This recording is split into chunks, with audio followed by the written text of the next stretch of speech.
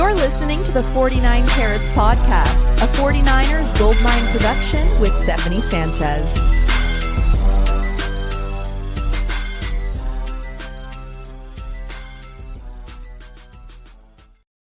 What's going on, everyone? Welcome to another edition of the 49 Carats Podcast. I'm your host, Steph. It is Saturday, August 9th. Just came back not too long ago from the 49ers Broncos preseason game at Levi's Stadium. This is just a few days after the 49ers joint practice with the Denver Broncos. And so I was really excited to catch this one. And obviously, having been at camp and seeing just some of the guys that stood out during camp, wanting to see if that carried over to this game. And I think it most certainly did for some of these guys. Can't wait to talk about them. But before I get into anything else, I just want to tell you guys how I evaluate preseason games. I don't care so much about the final score. Of course, we know the final score was not favorable to the 49ers. It was 30-9. 49ers got those quick 9 points and never entered the scoreboard again. But yeah, I don't care too much about the final score. But what I'm looking for, and what I'm also sure, the team is also looking at, individual performances over team or unit performance in the grand scheme of the game outcome, if that makes any sense, because all these guys will never be on the field at the same time in the regular season. We got to remember that. But I will also pay attention to overall foundational performance from all three strings, such as how did the tackling look? Run defense, how many penalties did they have? Things like that. I was obviously from the defensive side, things that I'm looking for and hoping to improve from 2024 to this year has been tackling, has been run defense. And I've been saying, I feel like those things have been improved throughout camp, but really, the preseason and these real games are going to be the real test. So far, I feel like that has been looking on the up and up. Run defense looks improved mostly by the first half players. Usually with these preseason games too, most all teams by the end will look a little sloppy, right? Things start falling off the rails as far as overall performance goes. But I do like what I saw from the run defense early in the game in the first half. And there were some individual performances in the second half with some nice run stops as well that I'll highlight in a bit. I also do think that tackling looked improved mostly in the first half. There were some misses on run plays in the second half, a couple on special teams as well that I saw. And as far as penalties, didn't notice too many early, but they ended with 9 to the Broncos 11. And I'm not too alarmed about that. It's the first preseason game, so they have some time to reel that in. As these preseason games get going and clean some things up before week 1. But let's get into the start of the game. So obviously with these preseason games, you're always wondering who's going to start. Well, we did know in advance that most of the starters would not be playing. So we did have Mac Jones getting the start at quarterback. Then not only is Christian McCaffrey, obviously he wasn't going to play. We know Isaac Guerendo is dealing with an injury. We know Jordan James is dealing with an injury. So that left us with Patrick Taylor Jr. getting the start. Then at wide receiver, number of injuries there as well. Demarcus Robinson, Jordan Watkins getting the start. Watkins played quite a lot today, which I'm pretty pleased with.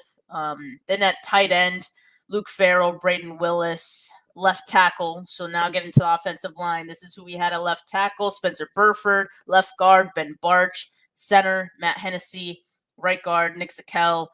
Right tackle, Austin Pleasance. No starters aside from maybe Ben Barch, who I think, we're kind of penciling him in as the starter at left guard this year.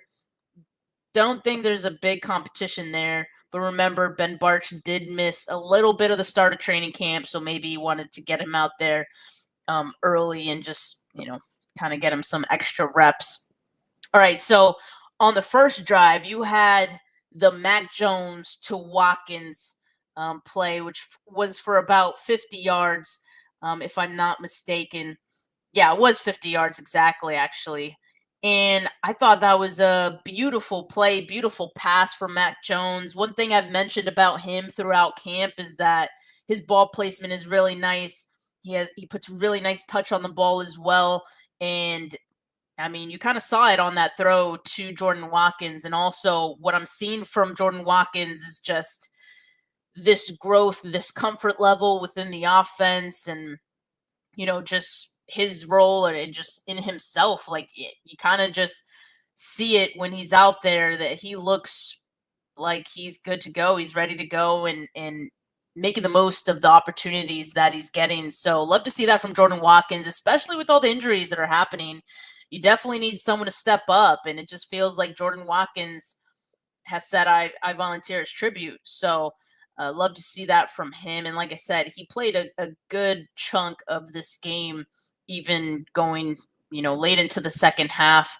Kind of bit of a necessity there at times, but also he just kind of has good chemistry with all the quarterbacks. They go to him because he's been a common target and someone that I think quarterbacks have come to trust as training camp has progressed. So I love what I've seen from Jordan Watkins so far. I think he's going to continue to impress and continue to grow through these preseason games.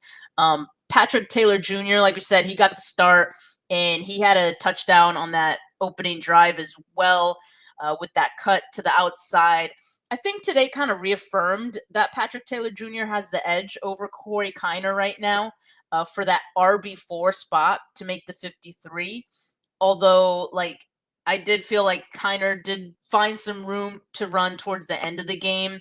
He did finish with a 4.5 yards per carry average. So pretty good at the end of it. But there were some moments where, Corey Kiner wasn't really finding a lot of room to run. And I think that was probably before the Broncos had their third string, fourth string guys out there. So, yeah, I guess the jury's still out, but the fact that Patrick Taylor Jr. got the start, maybe just tells me that he has the little bit of the edge there.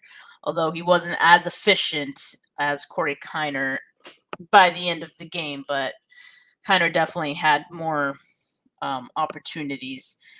Overall, I did get the sense that, in the first half, I felt like they were barely running the ball. In fact, they only had 23 carries to the Broncos 34. And I don't think that's just game script related. Obviously, the Broncos had a big lead at a point in the game. But even in the first half, like I said, the 49ers weren't running the ball all that much. They didn't have a lot of success running the ball early. That's because the Broncos defense is pretty damn good. But also, I think they went away from it too because they don't have a lot of healthy running backs. In fact, it looks like the 49ers have more running back injuries to deal with today after Amir Abdullah. He looked really good, by the way. I thought he looked good before he fumbled and exited with a rib injury on the same play. Before that, he was 4 runs for 20 yards. But I do have some concerns about the running back room right now. There's just a lot of injuries. I already mentioned, Isaac Guerrero with the shoulder injury. He's going to be out. I think it was a couple weeks that Kyle Shanahan had said. Jordan James then dealing with a broken finger that he had surgery on. And then so you have Patrick Taylor Jr. and Corey Kiner after that if Amir Abdullah misses any time. And with a rib injury, I don't know, that could be scary. That could be, I don't want to say significant, but, rib injuries are pretty painful, which is probably why he was on the field down for as long as he was. And so something to keep an eye on there. As far as the updates that we got from Kyle Shanahan after the game, he didn't provide one on Abdullah. So I think there's probably some testing that needs to happen there before we really get a timeline and an actual injury, a diagnosis on what he's dealing with. But that's not a good situation for the 49ers with their running back room right now. But I want to say that's the only injury on the offensive side that they suffered today. So, silver linings, I guess. Some other good offensive performances. Junior Bergen, I thought, flashed not so much on offense. He had 0 catches on 1 target, but on special teams, 2 kick returns for 40 yards and a punt return for 48. And he had a nice nice little move on a defender to get to the outside and gain some extra yards, and he looked pretty good on that one. So I think there's some intrigue from all of us to just see if he kind of keep that up. He definitely has some juice on these returns. So if he's gonna make the roster, which I think he has an uphill battle to make the roster, but if he's going to, like, he's gonna have to show some of that special teams value at the very least. Like, he's obviously gonna make the practice squad just based off of that alone. So yeah, I thought he looked good. Definitely helped himself out today. Okay, so I also thought Drew Moss had some nice reps, but I'll have a better idea when I watch the all 22, but definitely saw a few plays from him that, he held up well, and that was just something we were starting to see in training camp too with Drew Moss, and he just looks to be someone who's growing comfortable as well and feeling good about where he's at so far, maturing. He was winning his one-on-one reps, things like that. So Drew Moss is someone to keep an eye on for sure. He was number 55 out there on the offense. Keep in mind, there's some players who are sharing numbers still. Remember, this is still a 90-man roster right now, so some numbers are shared. You have Drew Moss with 55 on offense, and you got Sebastian Valdez rocking the 55 on defense. Just one quick note. Yeah, I mean, actually, I forgot to mention that the 49ers had signed, who was it? Vaughn. I'm forgetting his first name. It's he signed that running back. They had signed him before, actually, in I want to say last year. Keyshawn Vaughn. Yeah, Keyshawn Vaughn. They signed him to a 1-year deal, so he did play today. Kind of because he had to. I think he would have anyway, probably in the fourth quarter, but he probably went in a little sooner than he expected. Literally the day he signed, or at least they announced that they signed him. Yeah, Keyshawn Vaughn. He was out there, so that tells you anything about the running back situation with this team. I don't know what does. Okay, so to finish on the offense, I'll just say, like, there wasn't too much to take away from the offense, because it felt like they were giving the ball away every other drive, which I think is a takeaway, literally and figuratively, because every quarterback that played tonight had a pick. There were 2 fumbles. I talked about the Amir Abdullah one. I believe Tanner Mordecai had the other one. And so he didn't lose that one, at least, but it just fell out of his hand after. Yeah, pretty much every drive, Jamie, yeah, pretty much every drive. It got to the point where it was very frustrating to watch. So they really couldn't get anything going after a certain point. And so that's why I say, when it comes to preseason, I'm looking at individual performance. You can't really hold it against the offense that was out there, who's never going to play in the regular season altogether. You can't hold it against them. If you look at individual performances, Tanner Mordecai and Carter Bradley were atrocious. And I gotta say, like, in camp, and I even said this in some of my recap videos for some of the camp practices, I was like, Carter Bradley, like, he doesn't look so bad. I see the vision. Like, he throws with some zip. But no, he did not. He did not look good. Gus Bradley, you need to have a talk with your son, because that was not good. And, I think that kind of just tells us that the 49ers are most likely to head into the 53-man roster with just 2 quarterbacks. And I'd feel 100% comfortable with Brock Purdy and Mac Jones as the 2 quarterbacks on this team. So I think that's really all they need. Mac Jones is probably the best QB2 that they've had in a while. So, yeah, I think I'd be okay with that. Yes, I think Mac Jones is better than Sam Darnold, and that is with the pick that he threw today even. But you saw that throw that he had to Watkins. That one was real nice. But anyway, let's get to the defense. I did feel like the defense was far more interesting than the offense today, especially early on in the game. And I think we have to put into account we have to take this context. The Broncos they had their starting offense out there for a good chunk of like the first quarter, if not all of it.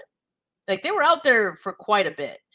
And I didn't really track exactly when most of those guys exited, but I think the second team, or the majority of the second team defense, we really got a good look at those guys and what they might look like against starters. I thought that was great for the evaluation process for this team.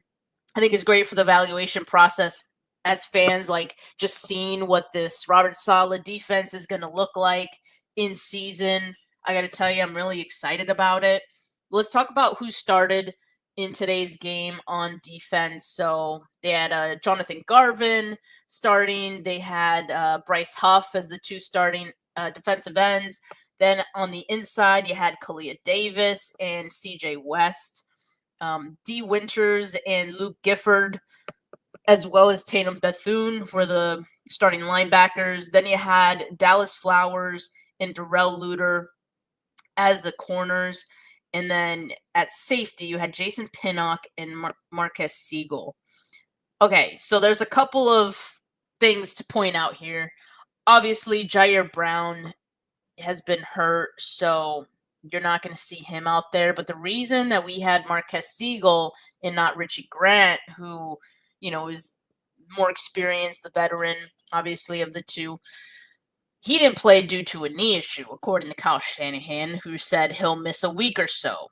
So now we got a couple of injuries to track on the safety side of a position group that's not very deep to begin with. I feel like people are forgetting how thin the safety group is, and I've been saying for some time now that I'm like surprised they haven't signed another person, like a veteran at least.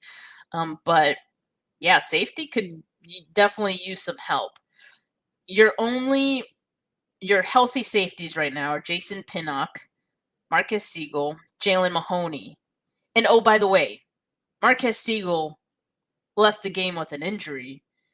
So he's not even healthy. They're definitely going to have to sign a safety this week, especially because, you have practices coming up with I believe they have a joint practice with the Raiders this week, right? And then you have the preseason game. So Marquez Siegel has a knee bruise. That could maybe have him miss a few practices. I don't know what the timeline would be for that, but not ideal. They're going to have to bring someone in. Just quickly before I get into anything else, might as well talk about why Mykel Williams didn't start. If you guys didn't know, the last time I did a video, I mentioned this. Mykel Williams suffered a hyperextended knee in the joint practices against the Broncos on Thursday. And so he will miss a week or so, according to Kyle Shanahan. He gave that update today on the timeline.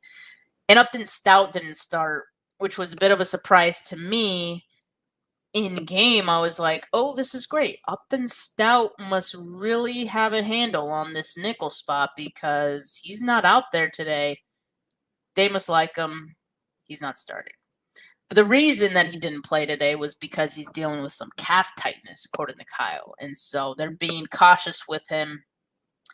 And, yeah. I guess I'm fine with them being cautious. I think they're wanting to protect him, I think that also tells you how they feel about him. And I still do think he has that nickel spot sewed up pretty well. Okay, let me get to some of these comments really quick, actually, before I really dive into the defense. Someone mentioned Chase Lucas. Yeah, like Chase Lucas has experience. He could play safety as well. Can't wait to talk about Chase Lucas. Let me just get to some of these comments here. Yeah, Joel says Lucas was great. Jamie says Lucas looked great. I agree. I concur. Okay.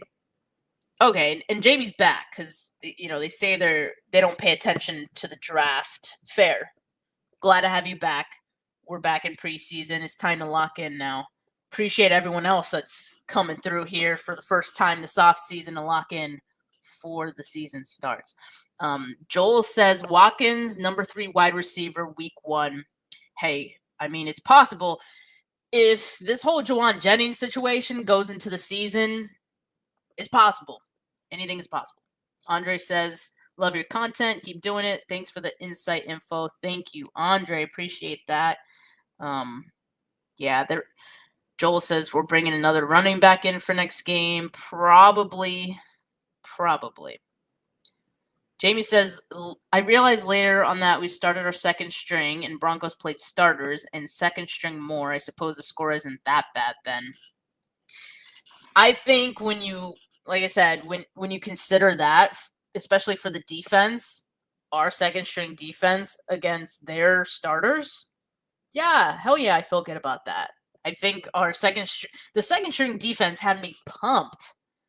I was so pumped watching them play, and the energy was infectious. You see Robert Saleh getting hyped on the sideline from positive plays, and we're back. We're so back. I felt great about it. Like I said, I think the run defense is improved. Tackling is improved. You're seeing blitzes again. You're seeing some exotic stuff. You're seeing stunts. We're so back. We're so back. Yeah, our second string played well for 3 drives. Well, again, individual performances. There were some good individual performances that lasted a little bit longer. But yeah, quarterbacks left much to be desired. Curtis Rourke would be a good option at quarterback, but they shut him down for the season. So he's going to redshirt this year pretty much.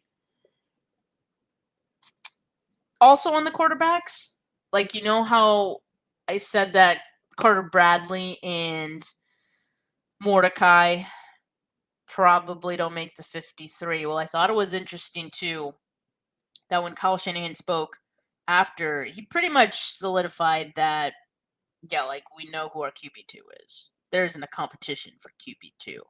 And that's unique, more unique than it was even last year, because then there was Darnold and Allen.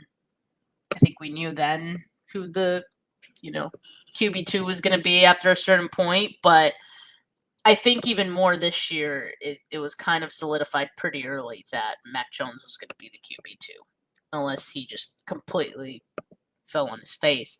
But, yeah, no, he's looked good. And then, Kyle pretty much said, it's Bradley and Mordecai competing for QB3.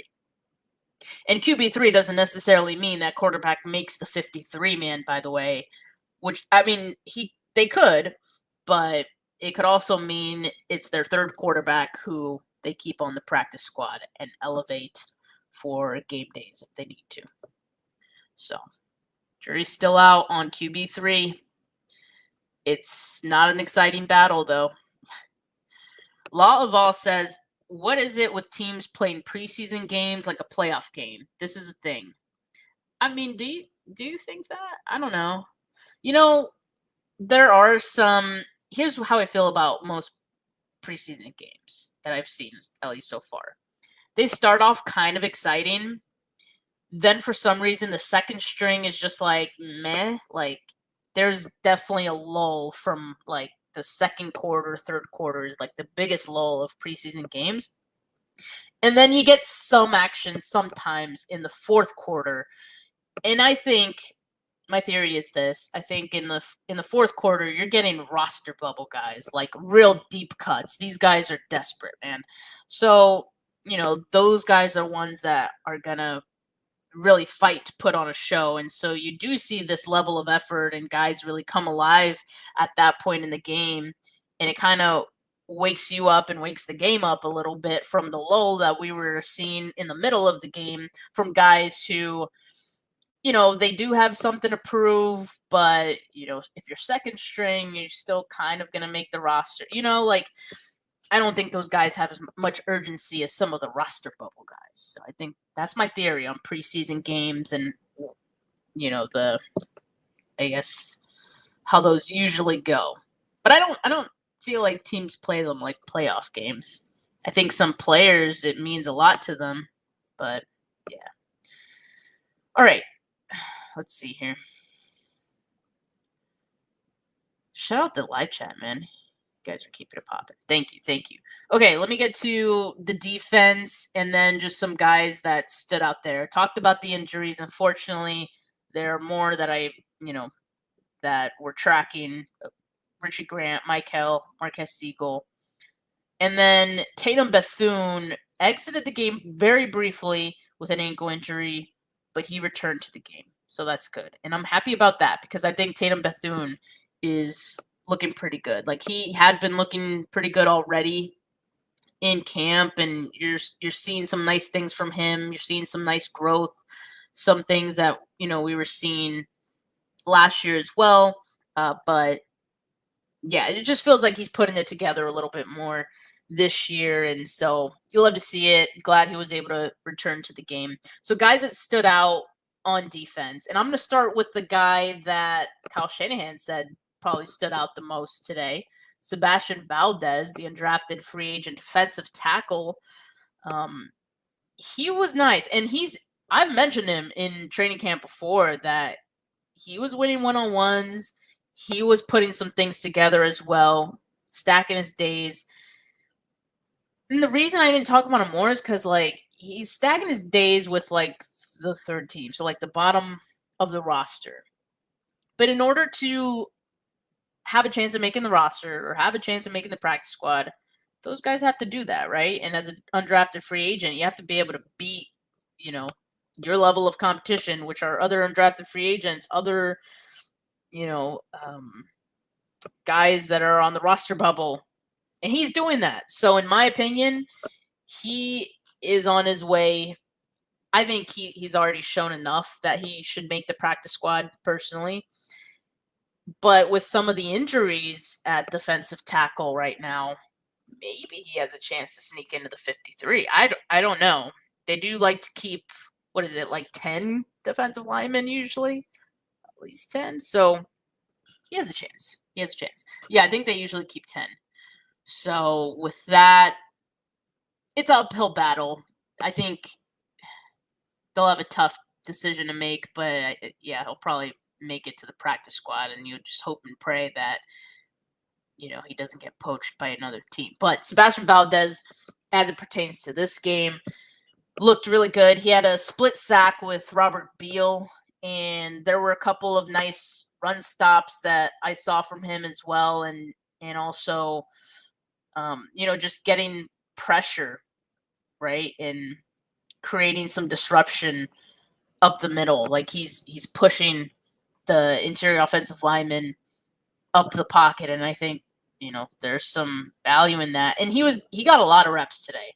I saw him out there fairly early, so I'm glad that he was getting an opportunity to kind of show what he had. And then him next to Kalia Davis too. He saw that quite a bit today. I thought Kalia Davis had a really good day as well. He had a sack. He had a tackle for loss, quarterback hit. There's a pressure that I saw on a stunt that he had. So I thought Kalia Davis had a pretty damn good day too. And that's a sight that I'd missed because we didn't get to see enough of Kalia Davis last year. We were excited about him after the year he had previously.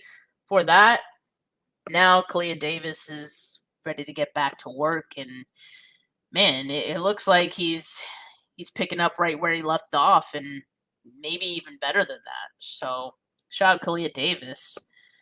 I mean, even with some of the injuries at the defensive tackle spots, I feel good about where some of these depth defensive tackles are. Like, feel good about Evan Anderson. Feel good about, Jordan Elliott, who's hurt right now.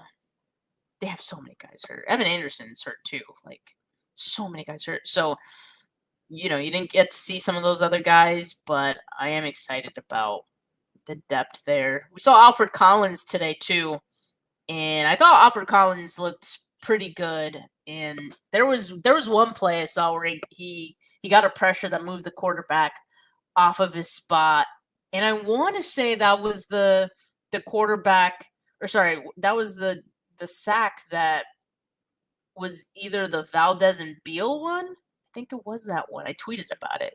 I literally saw Alfred Collins move the quarterback off of his spot with the pressure, and then those two guys cleaned it up. So I'm going to have to watch that one back, but I thought Alfred Collins was fine. Like I've been saying for the last couple of practices, it was like he was starting to put it together slowly but surely. Have some faith in the kid. He's going to figure it out. I have no doubt about that. I really believe in him from what I saw in his college tape. 49ers believed in him, and so just got to be patient. He'll figure it out.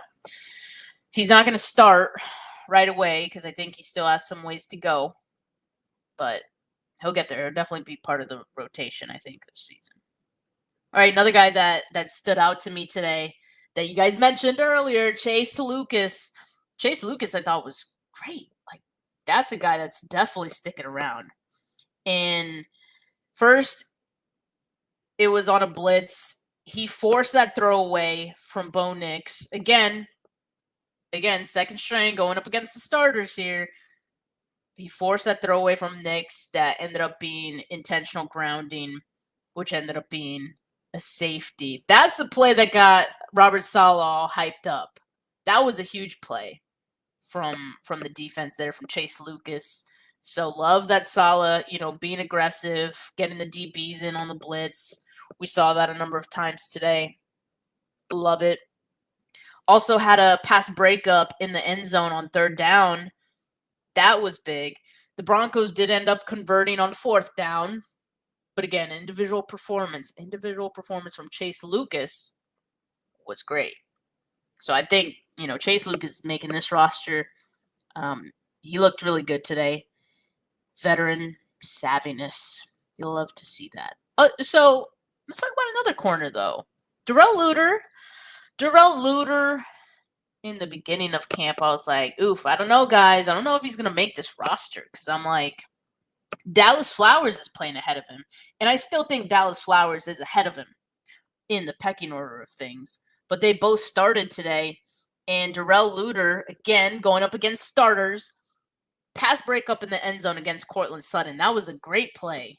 I filmed it. I put it on my socials. I'm sure maybe the 49ers post it later if they haven't already. That was a good get up and get it play to get in front of Sutton. And he almost picked it. Like, he probably could have picked that. But, I think Sutton probably got his hands in there a little bit too.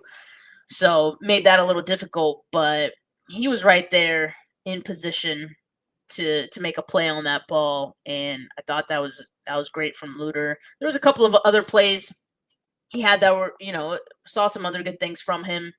So, I think he's a guy that looks like he's getting more comfortable too. And keep in mind, he's never played with Robert Saleh before or for Robert Saleh before. So this is his third defensive coordinator in as many years since he entered the league. So let me give Darrell Luter the benefit of the doubt and say that he has a chance to, make a case for himself, even though the first week of camp maybe wasn't all there for him. But there's a chance for him. Okay. There's a couple of other guys that didn't, I don't want to say that stood out, but they had a couple of nice plays that I think we should keep in the back of our mind. Dallas Flowers was one guy that I think had a pretty good day today too. He did have a tackle for loss.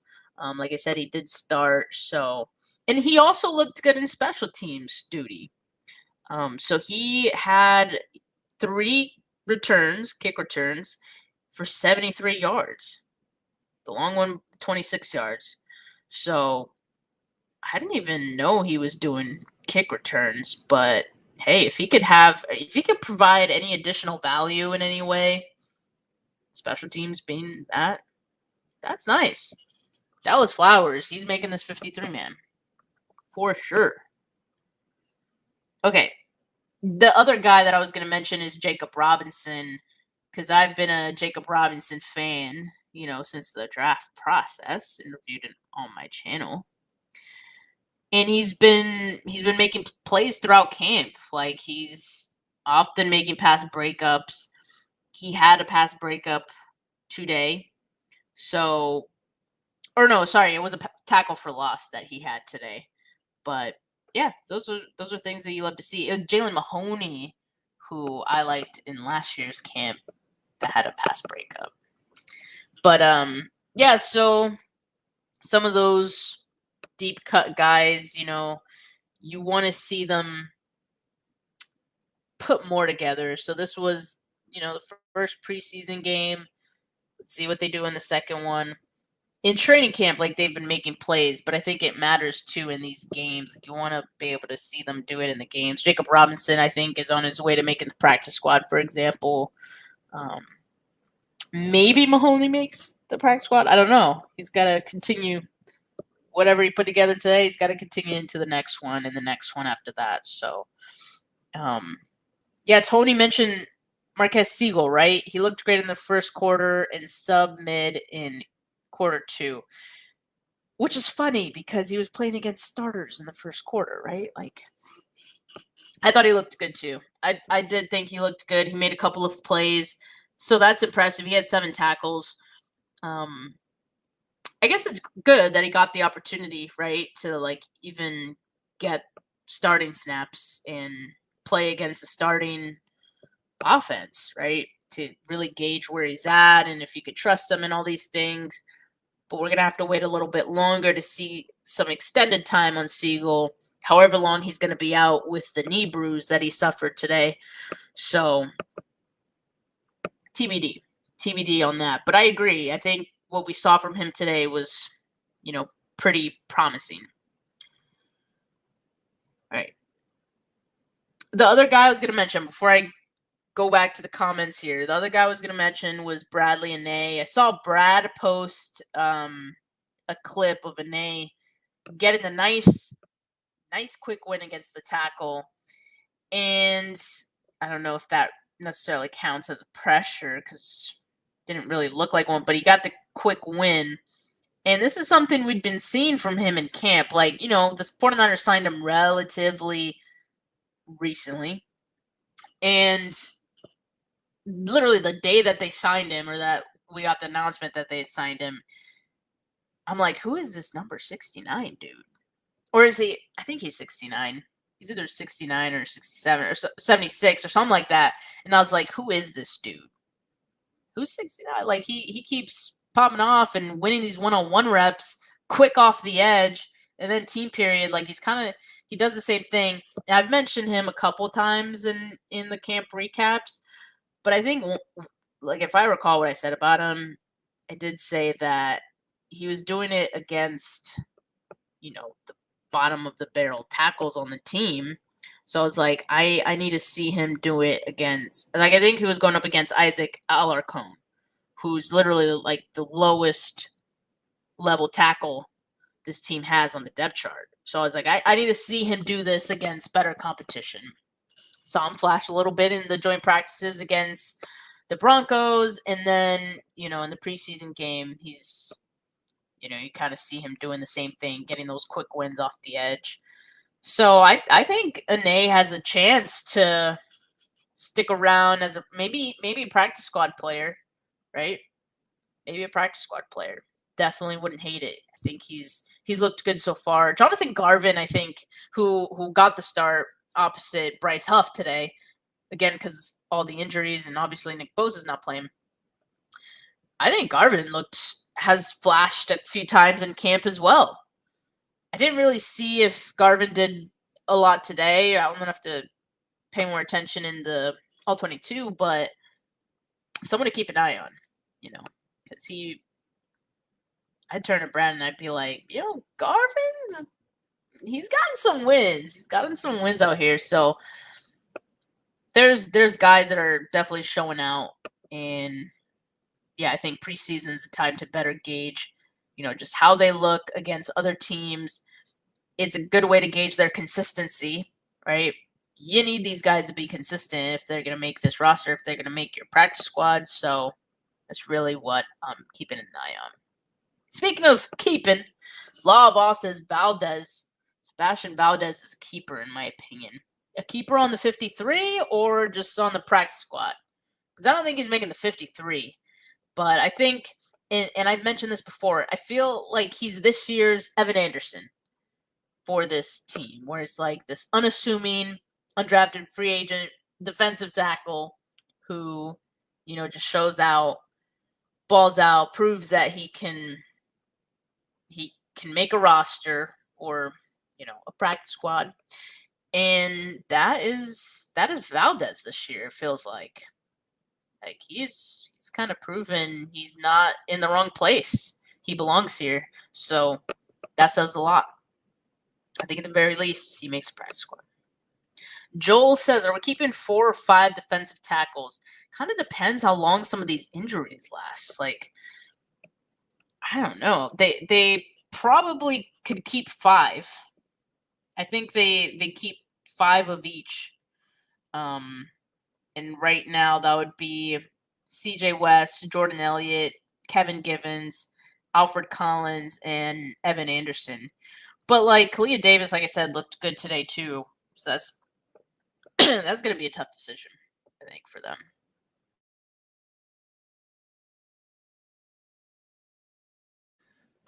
Jamie asks, Lucas is the safety. Joel says nickel. Yeah, Chase Lucas, nickel. But didn't he have some safety experience as well? Some of these guys, maybe that was Richard Grant. Some of these guys that they signed this offseason had like safety and corner experience. I felt like that was kind of the reason that they signed him. So roster cuts, it's a little bit different this year. They used to have the roster cuts be in 2 phases. Now so they don't have first cuts anymore. It's really just the cut from 90 to 53 straight through. So a lot of guys going to be getting cut on the same day pretty much to cut down to 53. But it gives the team a little more time to see these guys. So now it's a little bit later. The deadline for these cuts is Tuesday, August 27th. So everyone that's on the 90-man today that they don't cut due to injury or anything like that, all these guys are going to play through the preseason, and then the 49ers and the rest of the NFL, all these teams could make a decision on these guys after having seen them in these preseason games. So I think that's great. I'm sure teams prefer that because you have a bigger sample size and more to go off of on some of these guys. Lavaw says Moody should make the practice squad. You know what I found interesting? Moody didn't even kick any field goals today. Well, you know what? That's probably because, again, the quarterbacks were just turning the ball over left and right. But he had an extra point. He made that one. The only other thing I would say on Moody, though, is like I'm low-key glad he didn't kick today because it was windy. It was pretty windy today. I had to leave the game early because it was so windy. I was getting cold. And it was a hot day today, so that tells you anything. Tony, pause. I'm not even going to read that. But no, the defense was awesome. Yeah, at least he made this extra point. Okay, so Aeneas is 68. He must have changed his number. I don't remember he was 68. But, okay. Clea Davis finally showing. What do you mean finally? He looked good. He just got hurt last year, so I think we were excited about him last year, but we didn't get to see him as much as we wanted to. Tony says Valdez looked better than Nick Martin. I mean, 2 completely different positions, but yeah, I mean, Nick Martin, there wasn't a whole lot of flash plays. I'm also not seeing big mistakes from Nick Martin. It's just that I'm not also seeing big flashes. So definitely D. Winters has the LB2 spot sewn up. Then you got a couple of veterans like Luke Gifford, and they like Stone Blanton too, obviously. I heard his name a couple times, like on the broadcast. Stone Blanton, heard his name a couple times throughout training camp. Like, he's cool. I like Stone Blanton. I think we all like him because he has a cool name too. But Tatum Bethune. I'd put Tatum Bethune over Nick Martin, and he played ahead of him as well. So Strawberry says, I think the team found a way to prevent Moody from missing kicks. Just don't get in field goal range. Problem solved. I mean, you can't miss if you don't kick. Chestnut checkers. Chestnut checkers. My dad says hit the like button. And I went to the game with him today, so I assume this means he's home now. But hit that like button. Hit that like button. Hey, Dad. Yeah, Blanton caused a fumble. That might have been when I had already left, but I was trying to watch it on my phone. But Stone Blanton caused a fumble. That's a great play from him. So he's nice. He's made some nice plays. I think he probably ends up on the practice squad too. So that's good for him. He'll stick around. All right, y'all. That is all for me today and this preseason game recap. Gonna be back on Monday with Weston flying back out to Colorado tomorrow, fly back home. It's been a fun couple weeks out here in the Bay, and it's been fun to cover training camp and exhausting as well. But it's been great, and I met a number of you, at camp, or you guys have been a couple of you guys I met at the game or said hi. I always appreciate that. So hopefully, if we haven't met yet, we get to meet up at some point in the season, because I'll be going to a couple of games, at least going to the Saints game this year. So hopefully I see some of you out there too. But like I said, I'll be back on Monday with Weston, our regular time. And looking forward to that. We'll probably be doing a Player of the Week. Player of the Week is back. We're actually going to be able to talk about a game again. So really excited about that. Make sure you guys tune into that. So make sure you like this video. Make sure you subscribe to the channel if you haven't yet. Hit that notification bell so you know when I go live. And audio listeners, leave a rating, leave a review. For now, folks, have a good rest of your Saturday, of your weekend. And I'll talk to you later. Peace. Oh, one second. Outro video.